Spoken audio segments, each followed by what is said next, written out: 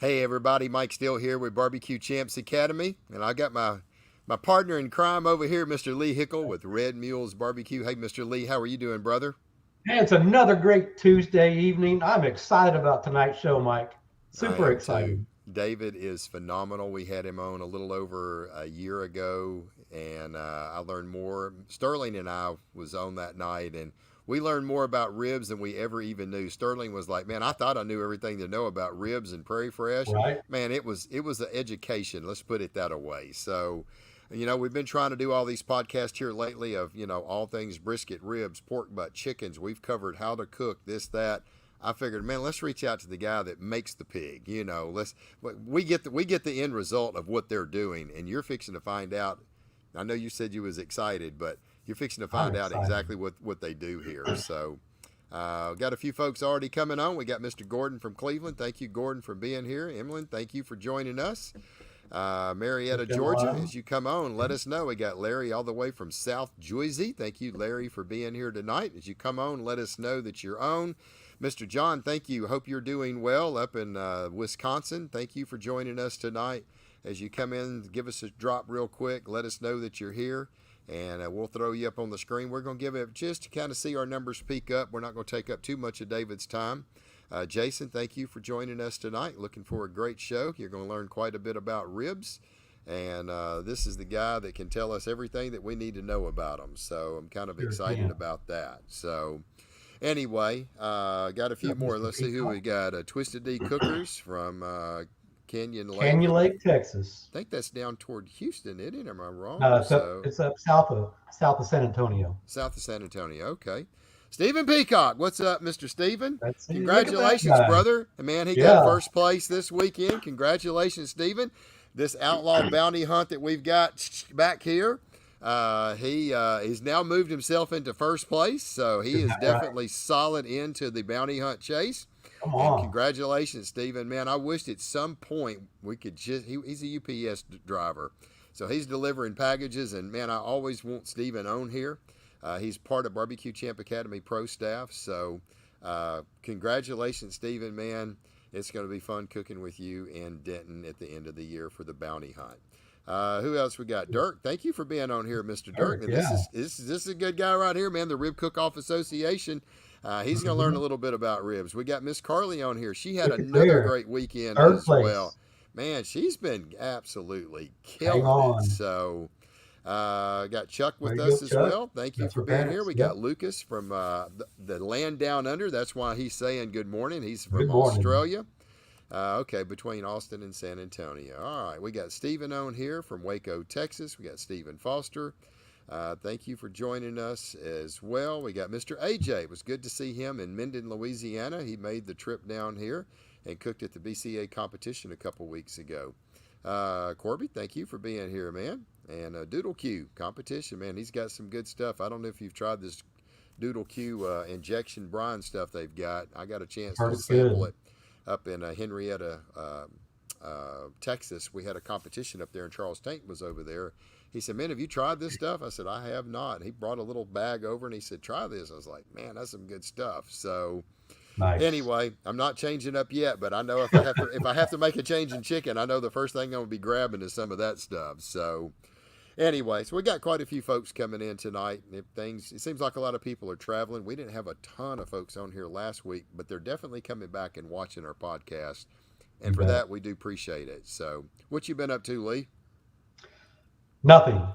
Nothing, huh? Just surviving the floods, the rains, the winds down here in South Texas. I got you.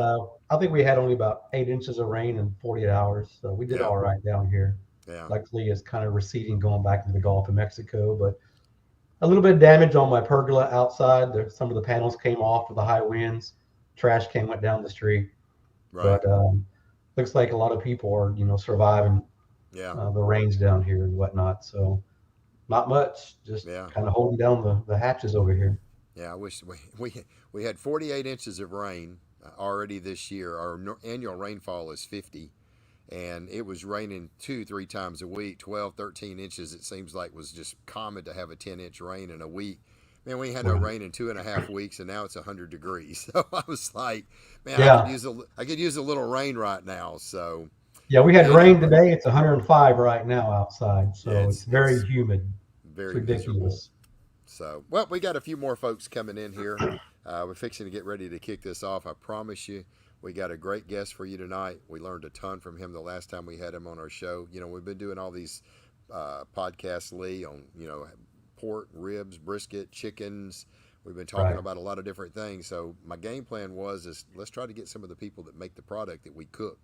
And I think it would be really good. If I knew one person that could do a good justice on that, that would be David. So And I he think it's definitely. great having him on here, but look how many teams use Prairie Fresh ribs and pork butt.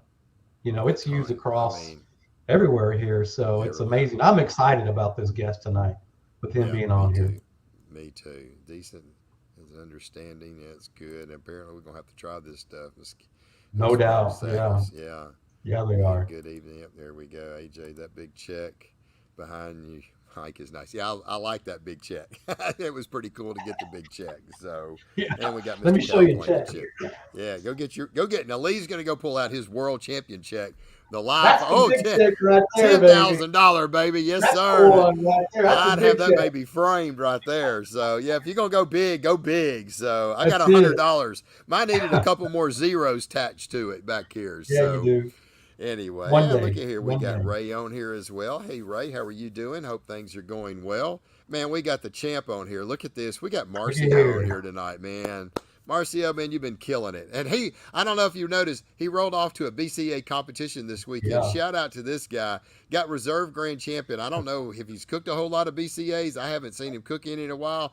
Man, I mean, you give this guy a trash can and he can cook on it. So he's He's killing it. dangerous. Yeah, he is.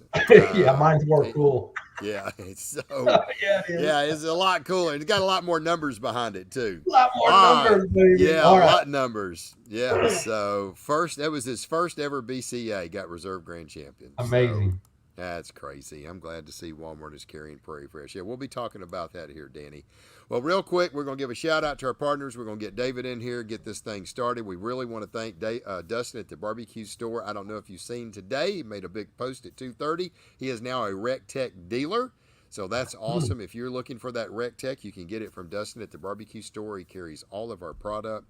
David at Gunnar Wilhelm Knives, obviously one of the best knives on the market.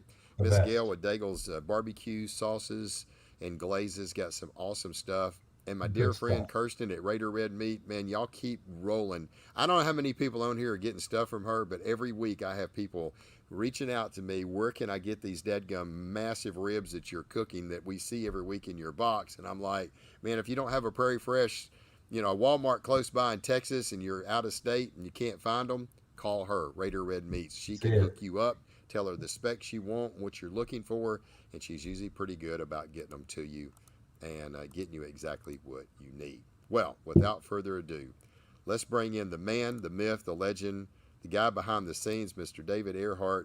David, marketing director of Prairie Fresh. How cool is that? Thank you for being here. Well, thank you for having me. Heck yeah, man. This is great. I think we got people wanting to know more about these Prairie Fresh ribs. So uh, tell us a little bit about your involvement. Now, we're going to talk a little bit about Prairie Fresh. This guy's also a champion, a world champion dessert cooker. So, like, if you saw the picture I posted on our page today to let you know who we had on, that's the only one I got. I don't have him doing barbecue, but by gosh, I have him cooking up some amazing dessert. So, I don't know how you went from Prairie Fresh to dessert, or was that the passion before you got into Prairie Fresh? Tell us a little bit about that.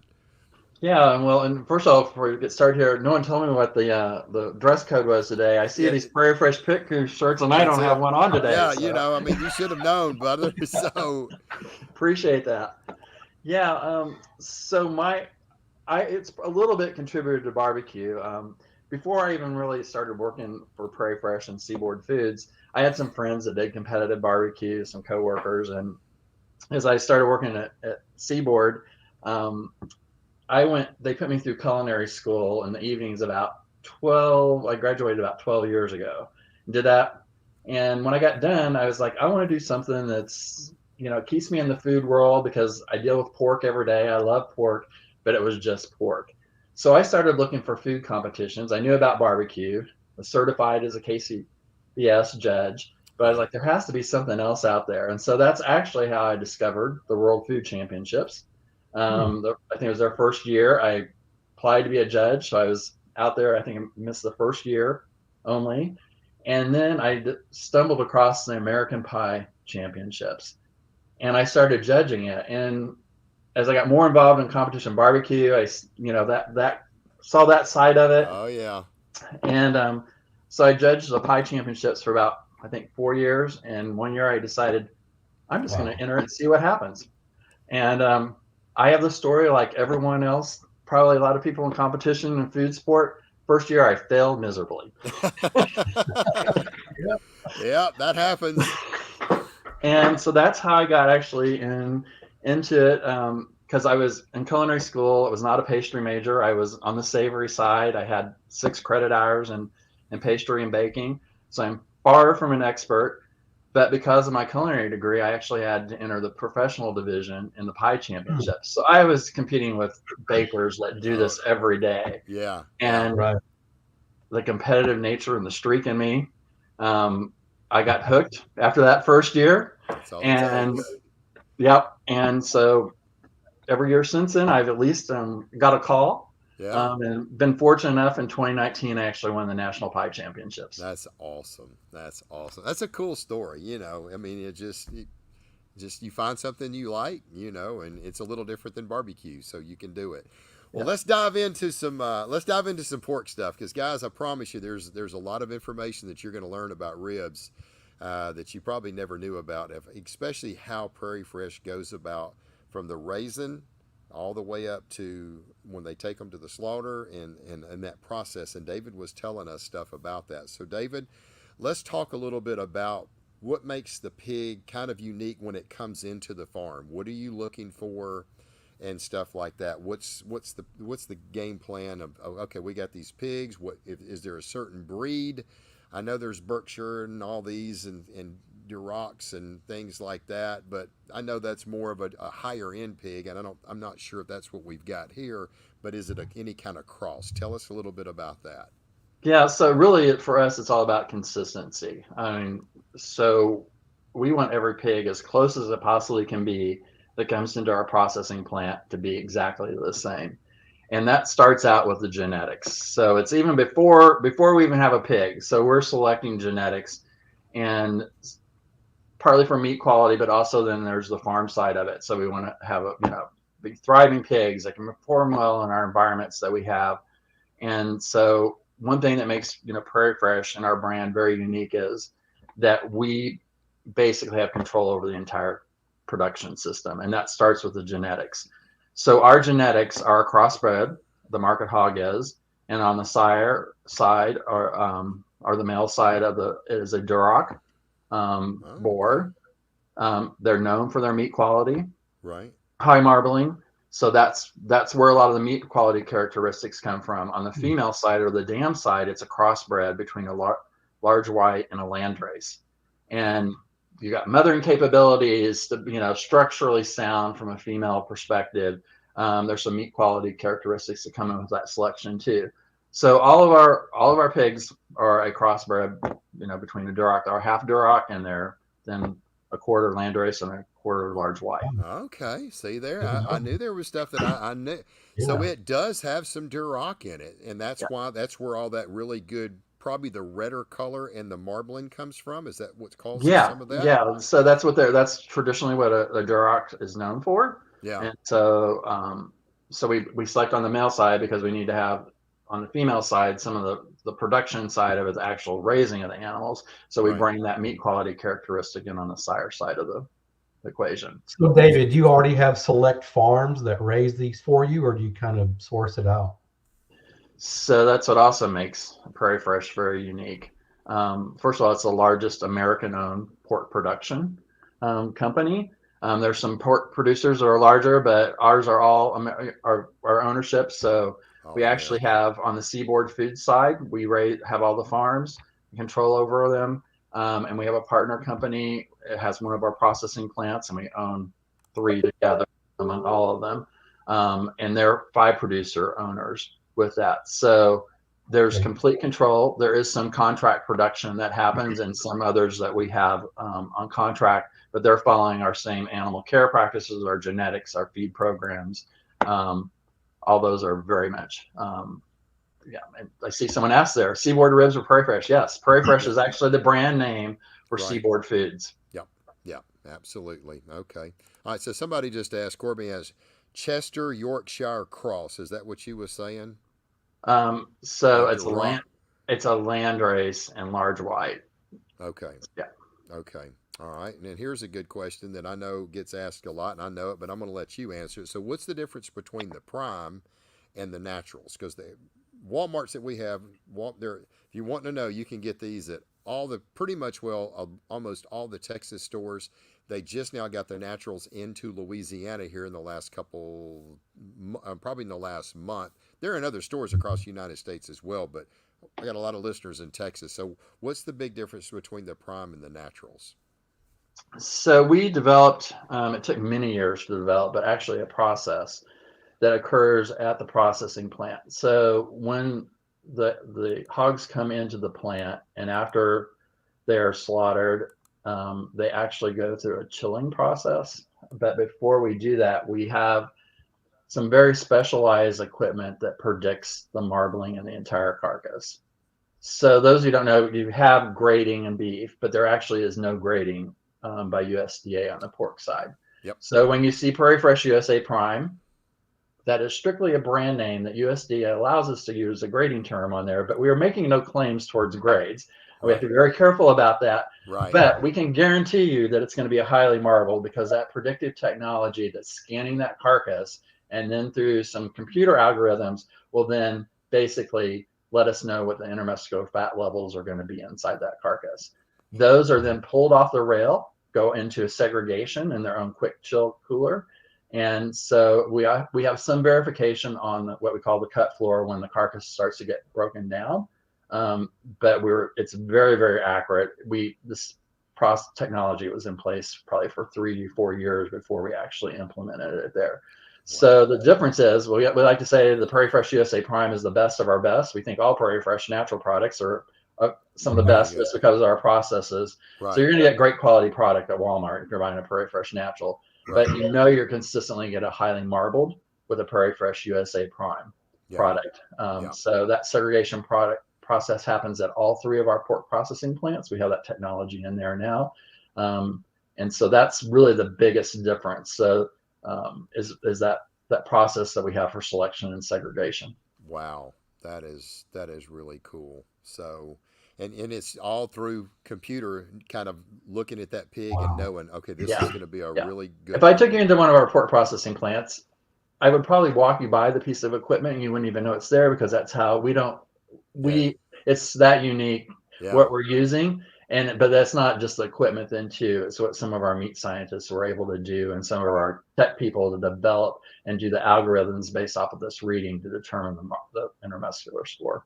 Okay, that's pretty neat. Yeah. And so I would assume all the cuts of the hog will be the prime, will be the natural, the loin, the belly. Yeah. So the whole carcass goes into Prairie Fresh USA Prime.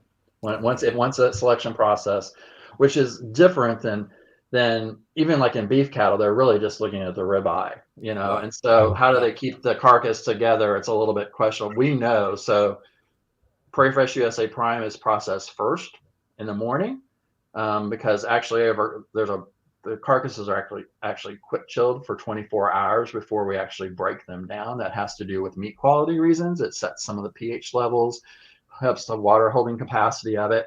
So and there's a stop then. And when Prairie Fresh USA Prime product is done, line stop, there's a break. We know and then they start whatever the next segregation is, or if it's Prairie Fresh Natural. We have some other segregation programs in the plants, primarily with open pen gestation for California, which has been something in the last couple of years, because of some regulations that the types of product we have to supply to the state of California. Wow, that's pretty slick. How do we get them into Oklahoma Walmarts or Homelands? I have to drive an hour to 2 to track them down every couple of weeks. Hey, AJ, you're paying your dues, man. I was driving an hour and a half to go from Shreveport to Longview to go get ribs. So one day they may start working their way up. What do you think, David? Yeah, and I don't know that because of Walmart and the sheer size and what we have to supply them.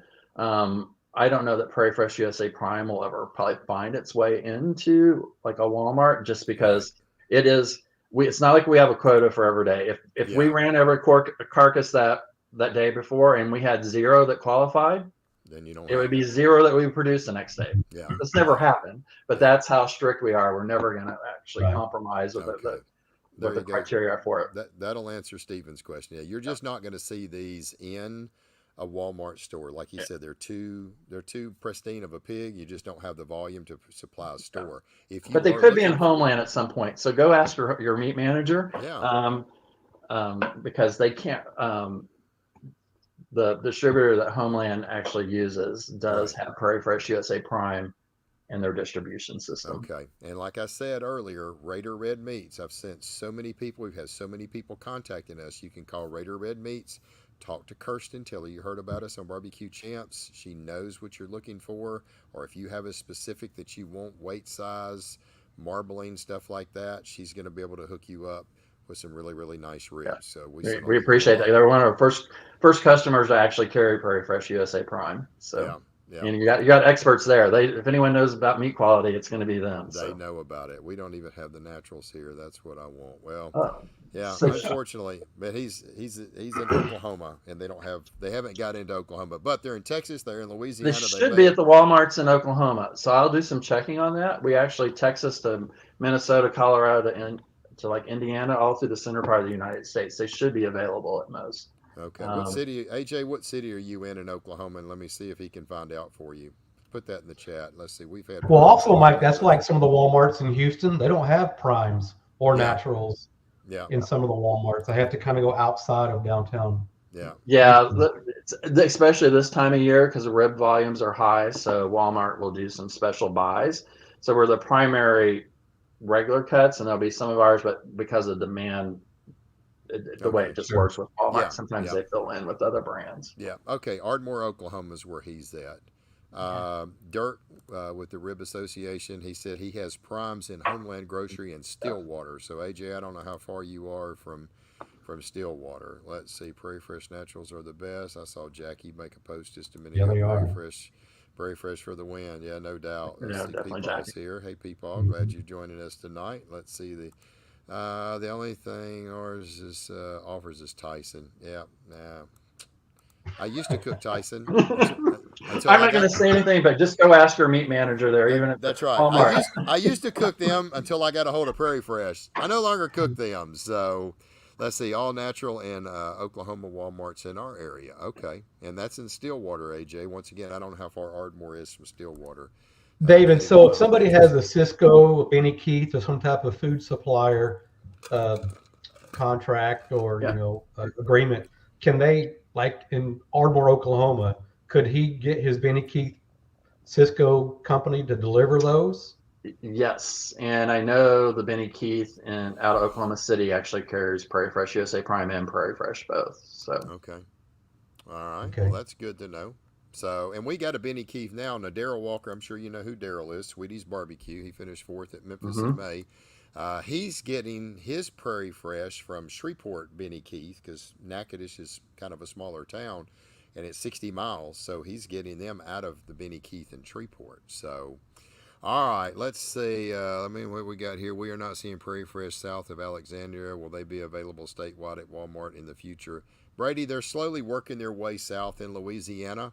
I'm sure at some point that they're going to get down there. Danny Titus told me down in Lafayette he did see some. I don't know if they were the St. Louis. I know he said there were some spares down there. So it just may take a little while for Walmart to get them throughout the entire state. So let's see. I've tried local stores. Meat department managers have tried to order primes, but no success.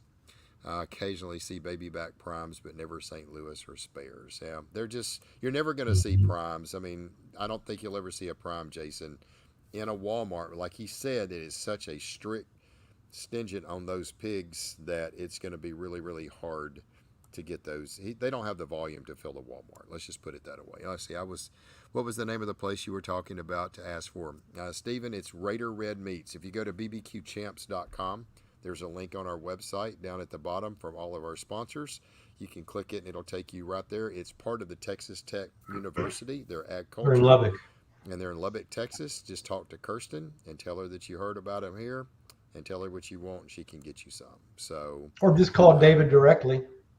yeah, David will hook you up. They say, Brady, they have them in Lafayette. I'm just kidding. So, No. Actually, you know, if you go to our website and you send in an email and you ask, it'll come to someone on my team or me. I see all those, and so we get multiple inquiries every week from teams, and we're glad to try to hook you up as best we can. And we'll reach out to our regional sales managers if someone's having trouble and see what we can do. If we, you know, like Lee was saying, if you have, you know, some way to cater, some connection to get an account with a food service. If there's no retailer, we'll try to make that work for you as well. There you go. Brady, I didn't know they had that. So Brady, no, you stick with what you've been cooking, Brady. I don't need no I don't need my competition to get any worse, and he's one of them I have to worry about. I'm about to become a part-time driver for Benny Keith.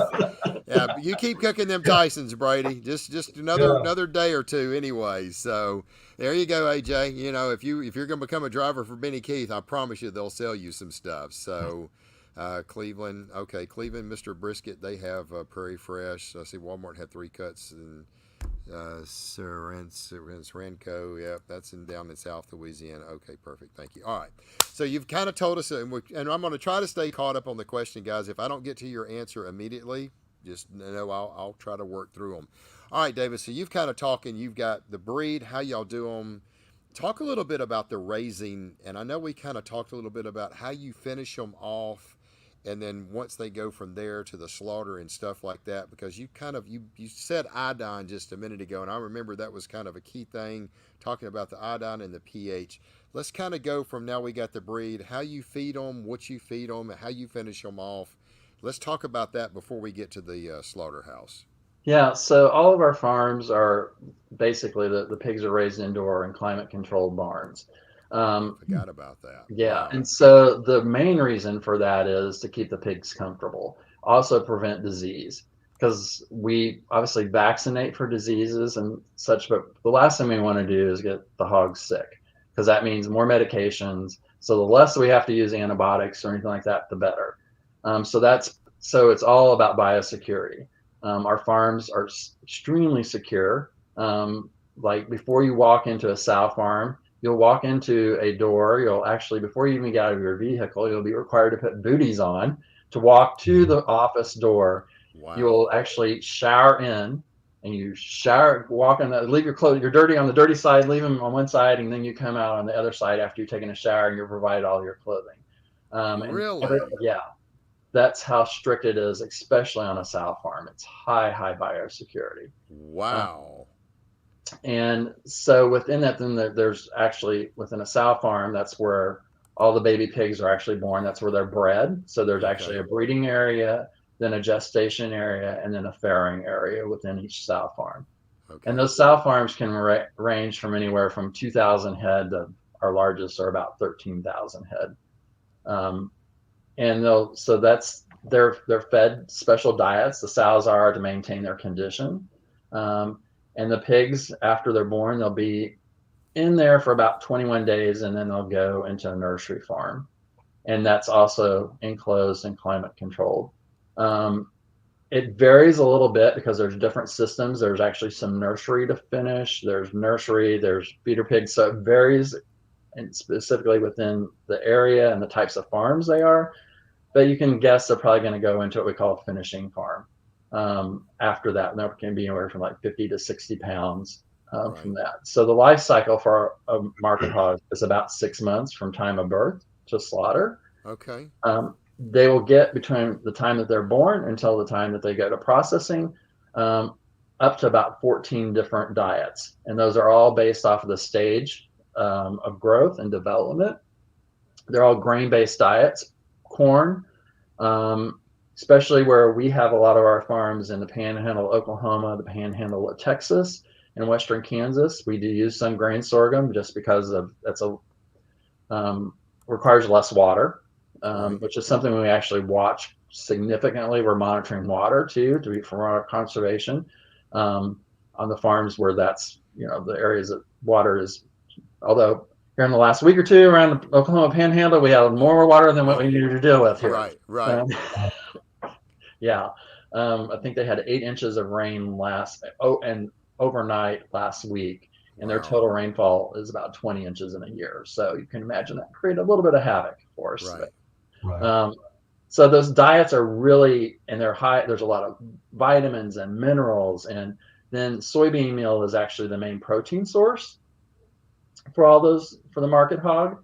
And so they'll stay in those finishing farms and barns, and a typical finishing barn will have 1,000 to 1,100 head in a barn.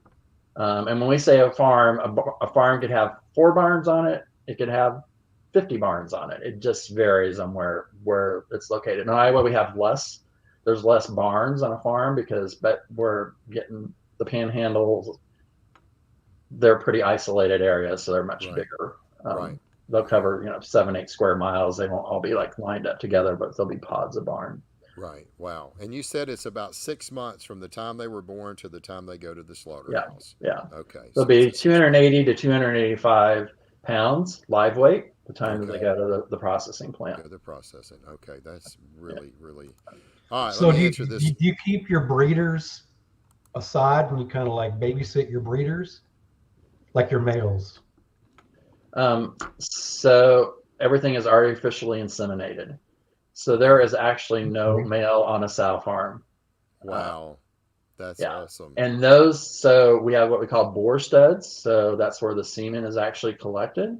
Those are, when I talk about biosecurity, those are even higher biosecurity levels.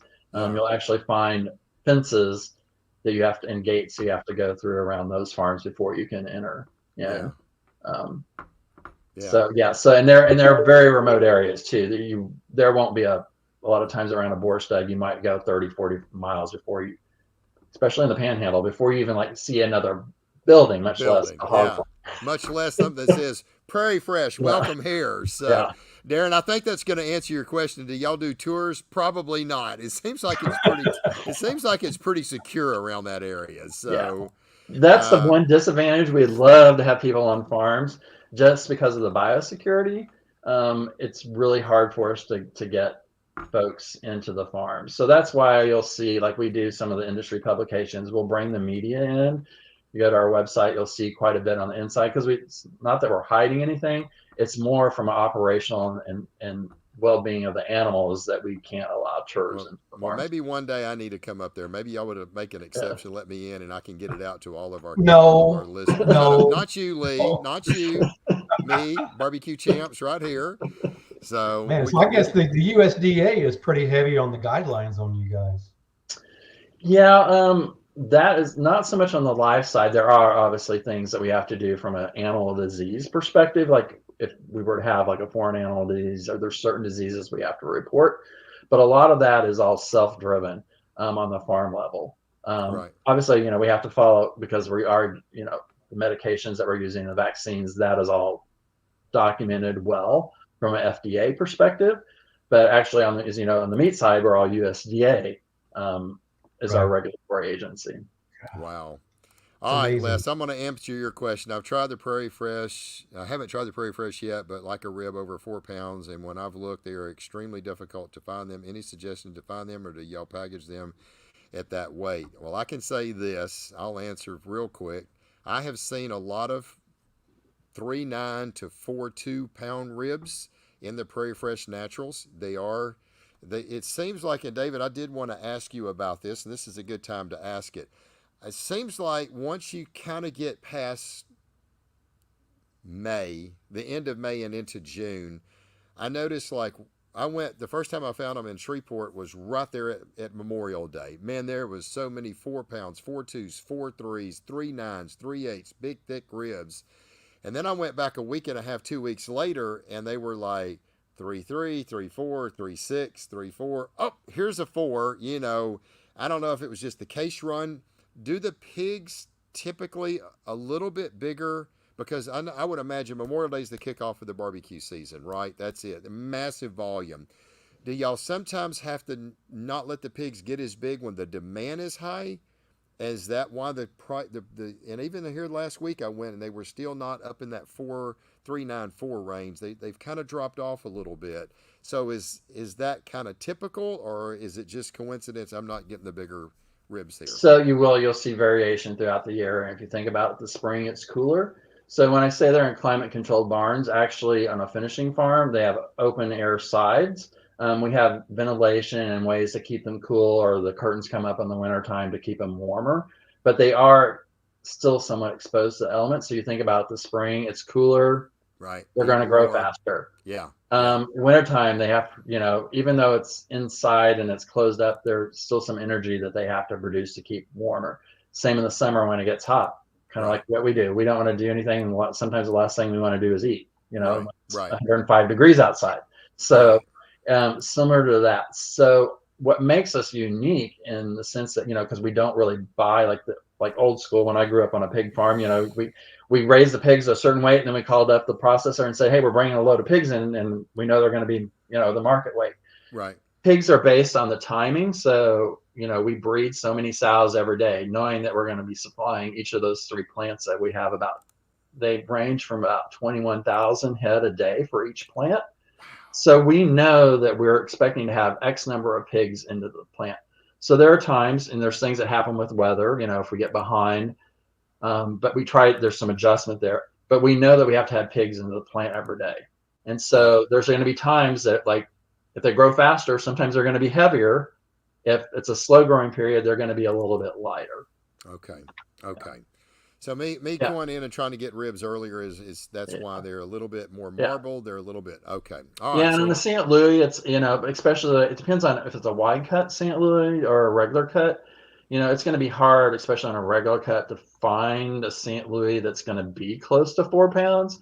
Right. Typically, a 3.5 pound is a pretty heavy St. Louis, Yeah. especially on the food service side. We weight grade our ribs there. We don't on retail, so that's why you see a lot more variation on in retail stores on the St. Louis, and why you sometimes have to pick. And it's Yeah. interesting. A lot of people want heavy ribs, and it's Right. interesting talking to competition teams. They all have their sweet spot on the Oh size yeah. they want. Yeah.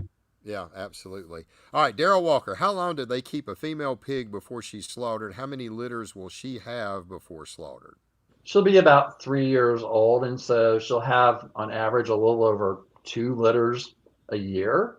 Okay. And of course, they got to get to maturity there. Right. So and part of that depends too on the condition of her, but yeah, she'll be about 2.5 to 3 years old. Okay. Okay. And they will be big by the time they get to that. But they'll be 500-600 pounds when. Wow. Do y'all ever slaughter those, or do y'all just not slaughter those? We do. All we do is market hogs. So there's a few processors that specialize in sausage. And Right. so that's where most sows go to, those processing companies that are slaughtering sows only. Okay. But we do not have sow processing in our system. So you'll never, when you buy Prairie Fresh, you'll never get sow meat. Okay. Yeah. I see what you're saying. Okay. That's interesting. All right. So now we know they're and that's really yes, I told you, Lee. I told everybody this is going to it's going to blow your mind when you hear this. So that they're climate controlled. I mean, you think about that. They're not out in the elements. They're not out in a freaking deadgum 105-degree heat in a pasture, dehydrating and everything else. So, so the way that you finish them off, and then did we talk about the finishing process, like, a month before they go? Is there a different finishing process a month before they go to slaughter, or was there something you was telling me once they get to slaughter, you do something? I remember you let them calm down. Yeah. So animal care and handling is extremely important, especially right before processing. So even on our farms, we have dedicated crews that the only thing they do is load the trucks, and they will bring them out in groups of like 6 to 8 animals at a time. The idea is to keep them as calm as possible. There's no way to avoid some stress when they're being hauled to the processing plant. But once they arrive at the processing plant, they're going to at least have a 2.5-hour basically resting period. So that's to get the adrenaline, the hormones that they naturally produce out of the system, get them calmed down. And then as they're moved, before they go, and we use CO2 stunning. is the way that the animals are stunned, which is extremely calming for them. They get moved into those gondolas, or big gondolas that hold about 6 to 8 head each, and they're moved in small groups as well. So like if a pig, you open up a gate and trying to run the pigs out into the main alleyway, and if one decides that they want to turn around, that pig, you're going to let it turn around and walk it back all the way back over again. Right. So that because the last thing you do is you want to do is stress them, because that, just, you can think about like us, you have a adrenaline rush, Right. that impacts the meat quality. So the That whole is idea is to keep crazy. them very, very calm. That is crazy. Now, what was Wow. you talking about? What is the iodine and pH of Yeah. meat? I know we had talked about that the last time. So tell Yeah. us a little. Is that at the end process or something, or what was that? So that's in the feeding of In the the animal. feeding. Yeah. Okay. So I kind of skipped that part. So really that's set. There's a certain iodine level that impacts overall pork quality, and it has to do with the firmness and the white color of the fat. And so our diets, we use choice white grease. So our pigs are not vegetarian fed, which you'd be surprised. In average, we do get asked that question quite frequently by average consumers, which I always find to be fascinating, that they want their pork to be vegetarian. But Right. and it really has to do with what, from the old days, from mad cow disease. Right. So, but consumers don't know the reason why they're asking. Just someone told, thankfully, because we have social media, we deal with a lot of crazy questions every day. Right. Right. Stuff that happens. So that actually is what sets that choice white grease, is what helps us set the iodine value, and that gives a firmer, whiter fat, and it has to do with texture, and it's extremely important in the pork belly. Okay. So you don't want a soft, mushy pork belly. There's some other things we do to help make sure that the overall quality inside the plant then too helps, so you don't have basically what they call, it's called soft exudate pork, Right. which is a watery, mushy type of pork. But part of that is related to what the feed diets are as well. Okay. That is interesting. Wow. Hmm. Wow. Let's see what Chef Ron. Can't find Prairie Fresh farms anywhere in San Antonio. Where can I go? All right. Once again, guys, if y'all are needing Prairie Fresh and you can't find them, go to Raider Red Meats. They're in Lubbock, Texas. If you go to my website, bbqchamps.com, there's a link at the bottom of all of our sponsors. You can click it. It'll take you right there. Chef Ron, go and ask for Kirsten. She's the main manager of the I place. think Restaurant Depot has some, Chef Ron. Oh, Prairie Fresh Prime? They're probably Prairie Fresh. I don't know if they'll have Prime. Prairie Fresh. Okay. Not sure about the Prime. Yeah, if you're looking for Prairie Fresh Prime, you can get them at Raider Red Meats. Talk to Kirsten. Tell her you heard Mike Steele on Barbecue Champs Academy telling about these ribs. Tell her what size you're looking for. She's pretty good about trying to source the ribs. She's got plenty to choose from. Their freight to ship them is pretty reasonable, especially if you're in San Antonio and she's in Lubbock.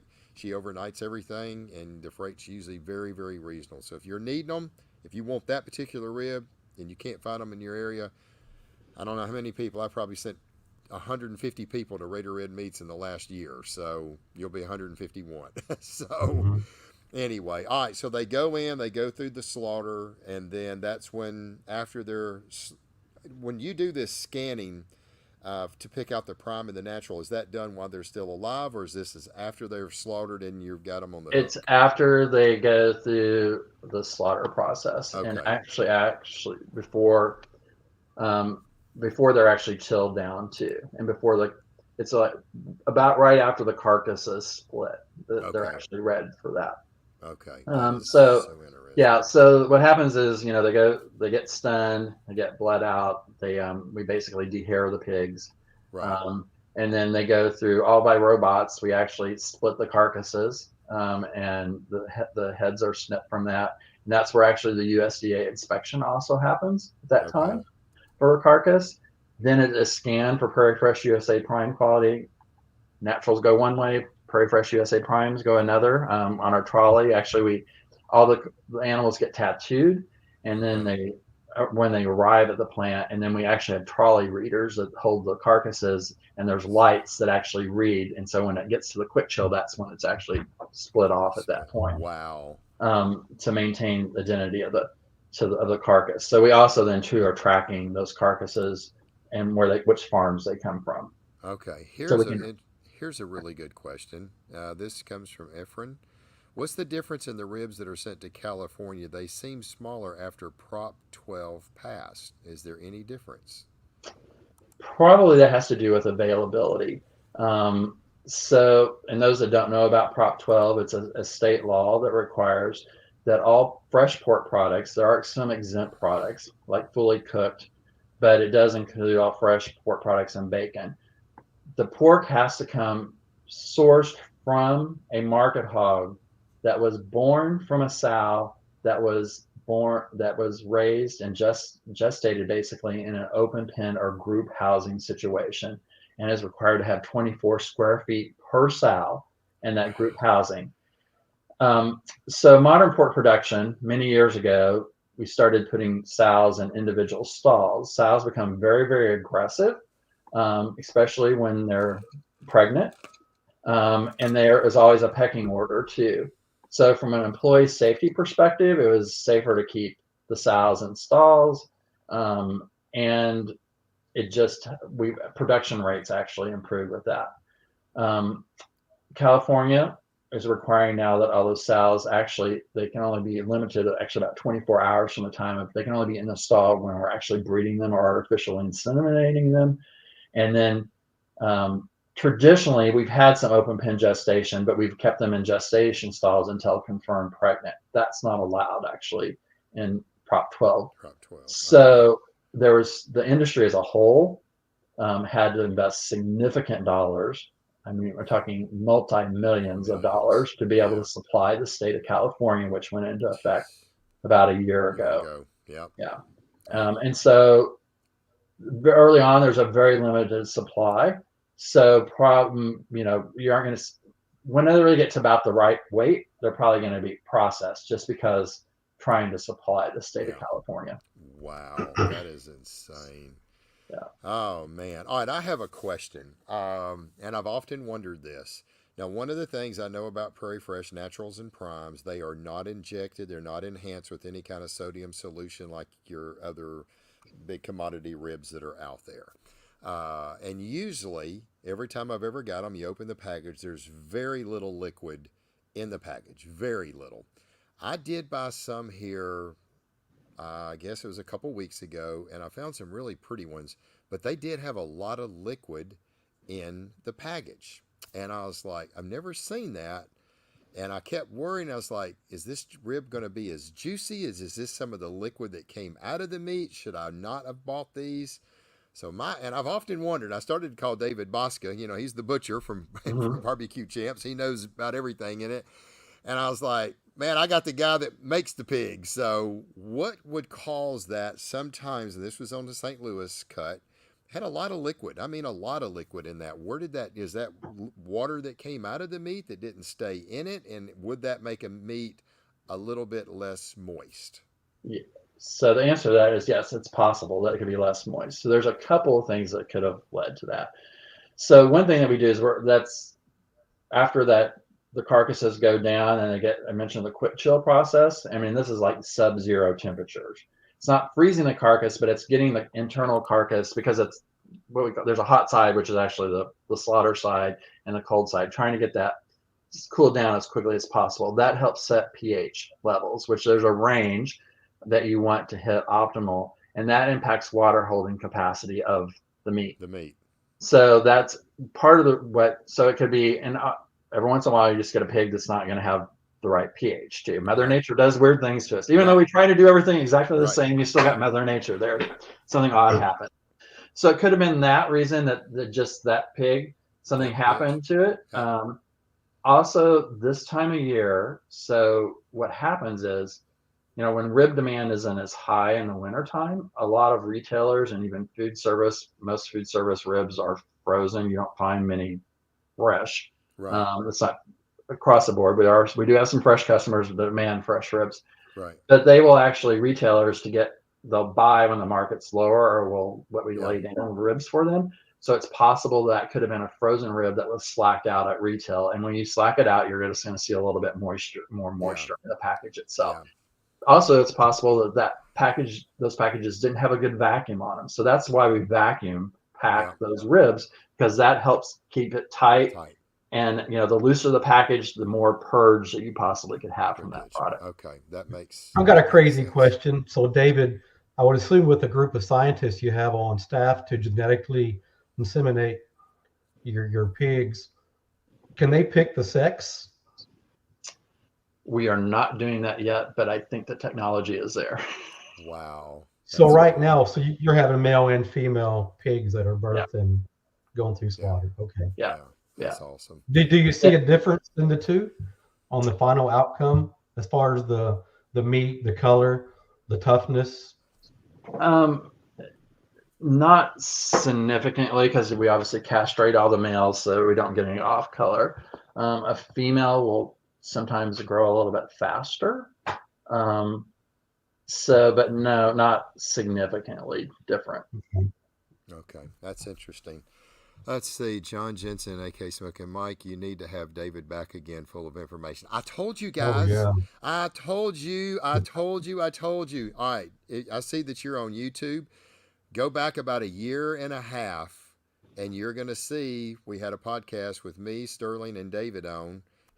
There may be something there he covered that he didn't hear, although I'm trying to go off a memory of what we talked about just to kind of keep it consistent.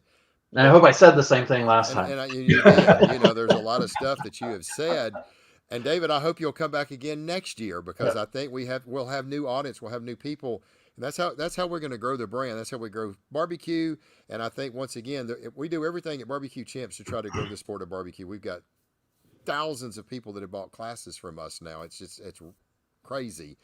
But they also need to know about the product they're cooking. And, we can give all the classes in the world, and we tell people, this is why we cook this. This is why we use this. This is why we use this. They need to understand why, and there's a difference. So, John, I would say go back about a year, maybe a year and a half, but I want to say it was about a year ago, and you'll see him, Sterling, and myself. And it's another great podcast, and it got a lot of views. So let's see. I worked at David, with whole hog becoming more popular, do you sell whole hog? No, we do not. And that's because the way our processing plants are set up. So the very first thing when it hits, after it gets dehaired, and basically the skin is clean, there's a robot that comes and basically snips the bottom underneath the jowl of it, and then the next goes around the corner, and there's a robot that will actually split the carcass. So for us to pull off, and that's before the animal is, and when it splits it pretty much splits it in two.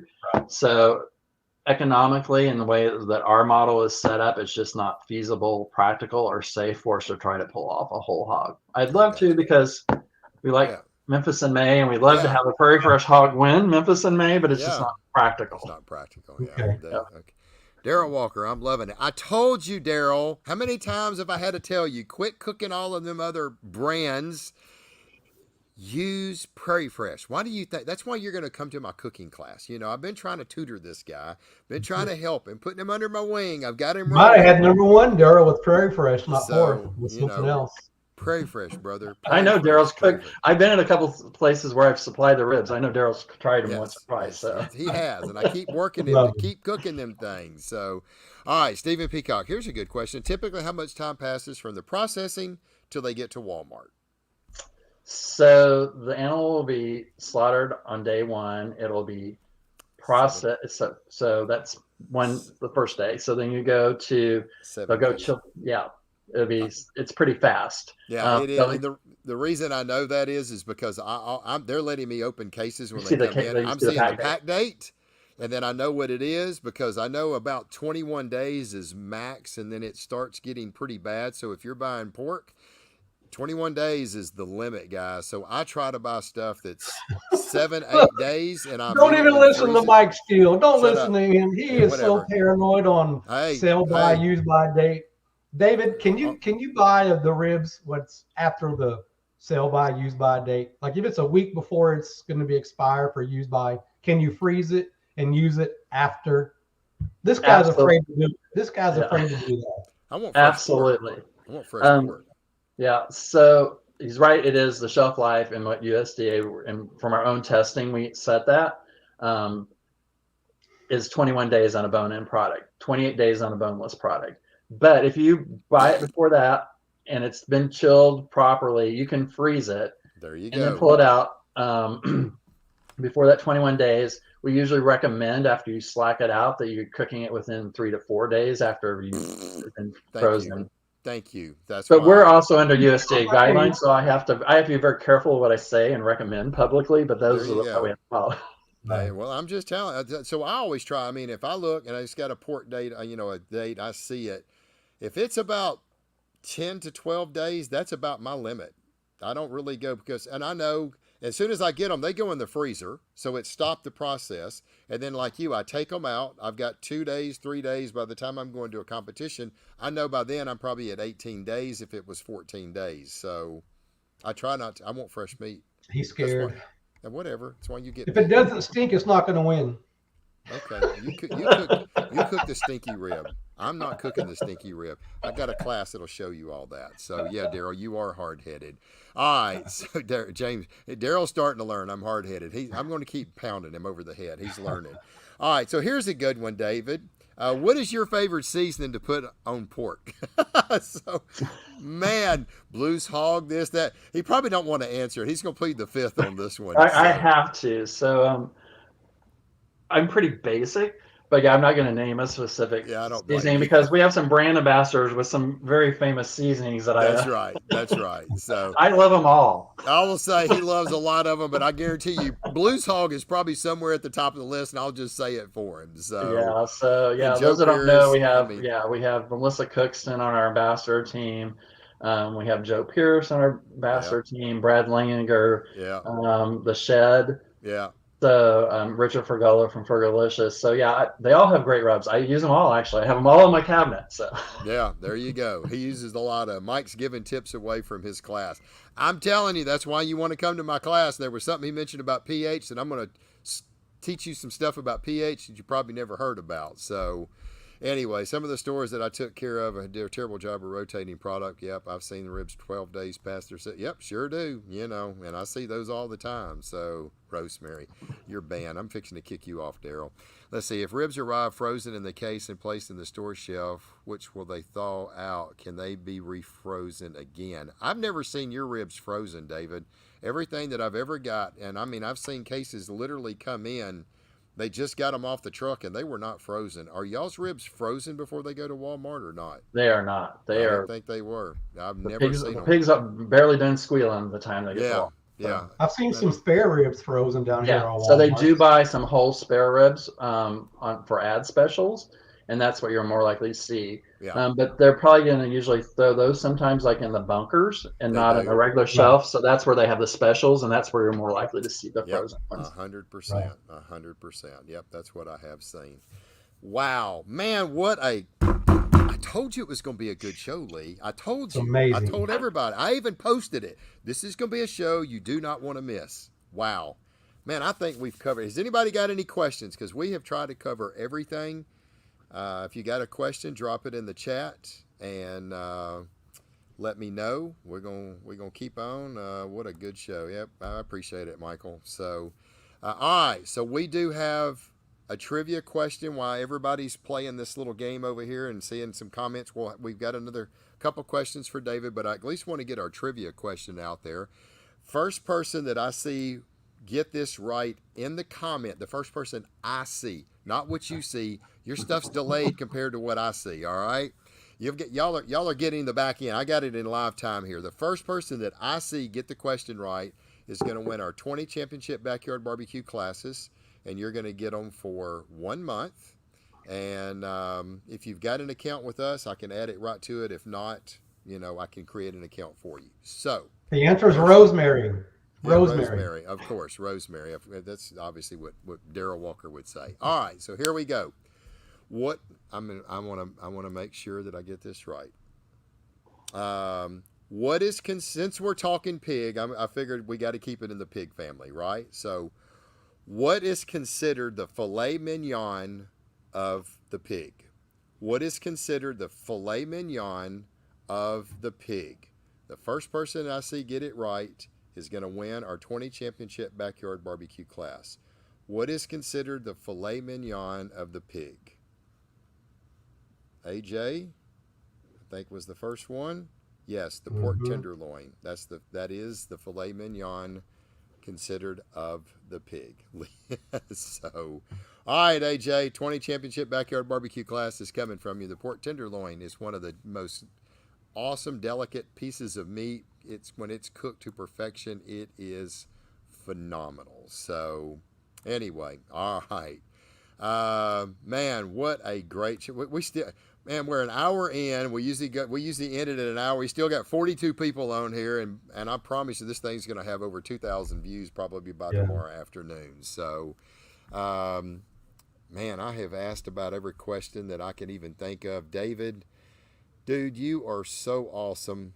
And thank you for coming on. And I'm going to reach out to you again next year to do this again. So glad to do it. So, I thank you. We like to give Prairie Fresh the platform. As you see, I'm all about Prairie Fresh. I've been cooking it for 3 years now. I've been doing it for 6.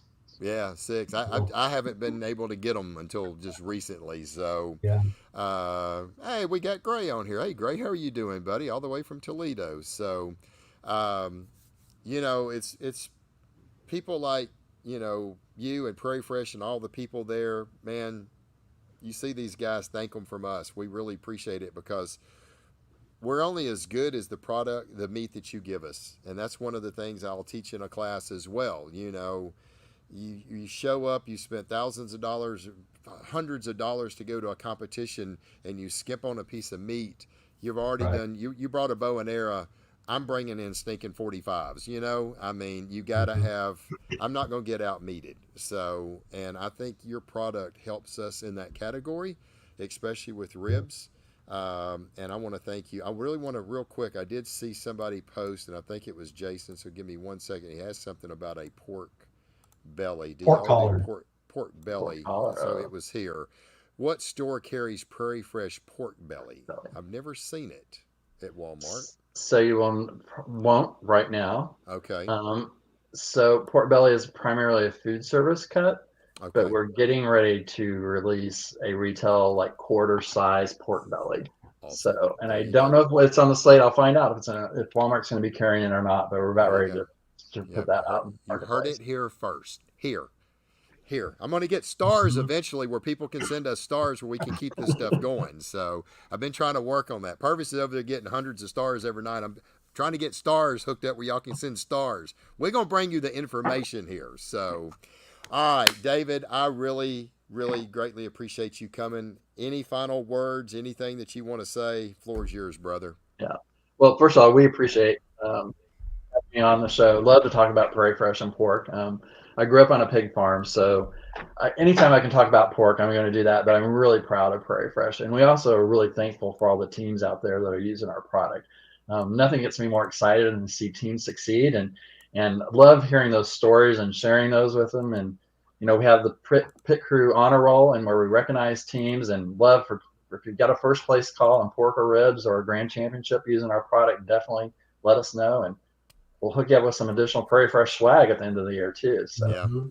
Yeah, I've got a lot. Well, thank you so much, man. I really do appreciate it. A lot of people saying great show, great show, great show. So sure was. And it was a great show. As usual, you delivered once again. So yeah. All right. Well, thank you, David. I really appreciate it. Really, once again, we thank all of our listeners. We thank y'all so much. Y'all are consistently here for us week in and week out. We've been really trying to twist things up here on our podcast the last couple of months, bringing a lot of information to Cosmo, B&B. We love all those guys as well. Raider Red Meats. Raider Red Meats. If you can't find it, go to BBQ Champs. Go down to the bottom. We have all of our sponsors. We get over, 2,800 people a day going to our website, and I'm sure a lot of clicks are coming from that. We do sell to a lot of backyard people as well, because I've had a ton of emails coming through. What's the best product? How do I cook this? How do I cook that? So we're sending a lot of folks to you, David, through just backyard people as well. Love that. So if you need Prairie Fresh, go to Raider Red Meats. Contact Kirsten. Tell her I sent you. Tell her what you're looking for. If she only carries the Prime, and she is very good about getting the product that you want. I've had a lot of customers thank me that they got it in and said, man, you was right. Everything that it was said about them, it was there. So they love the product. So very informative. Always enjoyed your chats, David. That's Lucas from Australia. So great show. Thanks again for all the information. David, thank you. Thanks to all of our loyal listeners. We appreciate it so much. Lord willing, we'll be back with y'all next Tuesday, 7 o'clock Central, 8 o'clock Eastern. We're going to have another show for you. I'm always trying to think what would be creative, what would be different. We're trying to bring you some awesome information. Y'all go out there, have a safe week. And as we close out all of our live or all of our classes that we film, we always close them out the same. Ain't that right, Lee? Go out there, That's right. Have a lot